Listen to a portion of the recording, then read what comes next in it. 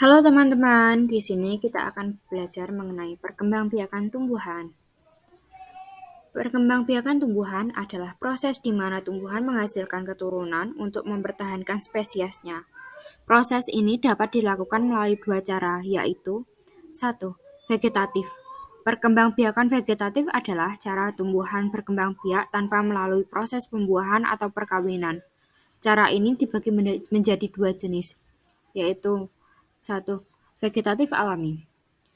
Contohnya, akar tinggi atau rizoma, misalnya pada tanaman jahe dan alang-alang. Kedua, umbi batang, misalnya pada kentang. Tiga, tunas, misalnya pada pisang. Empat, misalnya umbi lapis pada bawang putih dan bawang merah. Lima, geragi atau stolon, misalnya pada tanaman stroberi. B. Vegetatif buatan. Pertama yaitu stik, potongan bagian tanaman, batang daun, atau akar yang ditanam untuk menghasilkan tanaman baru.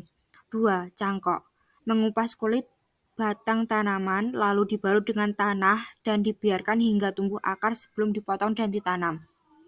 3. Okulasi, menempelkan mata tunas dari satu tanaman ke batang tanaman lain yang sejenis, misalnya pada buah-buahan. 4. Rundukan, membengkokkan cabang tanaman ke tanah dan menimbunnya hingga tumbuh akar sebelum dipisahkan, melalui misalnya pada melati. 2. Perkembangbiakan generatif. Perkembangbiakan generatif adalah cara tumbuhan berkembang biak melalui proses penyerbukan dan pembuahan. Proses ini melibatkan bagian reproduksi seperti bunga. Tahapan perkembangbiakan generatif meliputi A. Penyerbukan. Proses transfer serbuk sari ke kepala putik. Penyerbukan dapat terjadi melalui bantuan angin, air, serangga, hewan, atau manusia. Macam-macam penyerbukan. 1. Penyerbukan sendiri.